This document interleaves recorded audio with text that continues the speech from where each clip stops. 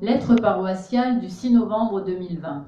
Chers paroissiens, aujourd'hui nous vous partageons la méditation d'un paroissien sur la prière de l'Angélus. L'Angélus comme chemin de prière paroissiale. Parmi les prières chrétiennes, la prière de l'Angélus est l'une des plus anciennes et des plus populaires. Cette popularité vient sans doute du tintement des cloches de nos églises, que nous entendons 3 fois le jour, mais aussi du célèbre tableau du peintre Millet, représentant un couple de paysans arrêtant leur travail au champ, au son du tintement des cloches de l'église du village tout proche, et se souvenant de l'incarnation du Fils de Dieu, venu pour nous sauver. L'Angélus est là, par son contenu et son horaire, pour rythmer la journée du chrétien et l'aider à revenir à la prière du cœur.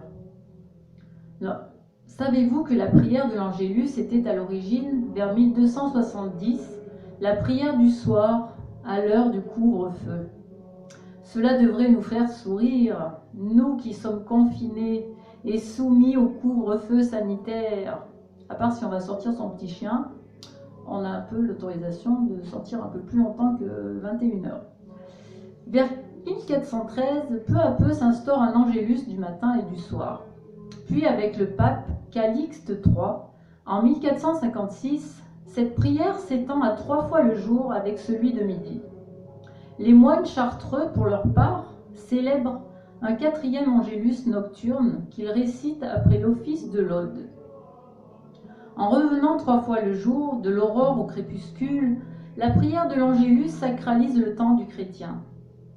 C'est le rôle des cloches de notre paroisse que de nous inviter à la prière et de nous réunir au même moment dans une même prière de louange, d'adoration et d'intercession à Dieu notre Père par la Vierge Marie, notre bonne Vierge Marie, qui m'a envoyé ce message, sa vision. Les cloches nous invitent à arrêter un instant, 2 minutes environ, notre activité, pour nous tourner ensemble vers Dieu et rendre grâce avec Marie pour le don du Fils de Dieu fait homme. En ce temps de confinement forcé qui nous conduit à Noël, la prière de l'Angélus en paroisse peut nous aider à remettre Jésus au cœur de notre vie, lui remettant nos peines, nos angoisses et demandant à Marie de renouveler en nous la confiance et l'espérance.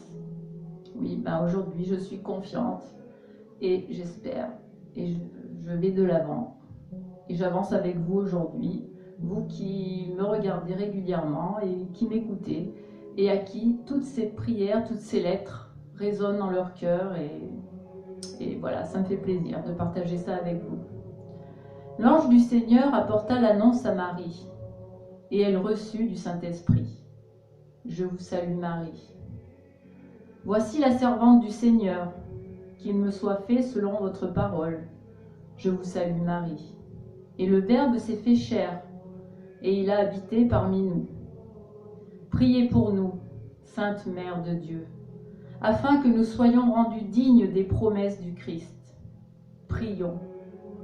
Que ta grâce, Seigneur, se répande dans nos cœurs. Par le message de l'ange, tu nous as fait connaître l'incarnation de ton Fils bien-aimé. Conduis-nous par sa passion et par sa croix jusqu'à la gloire de la résurrection, par le Christ notre Seigneur.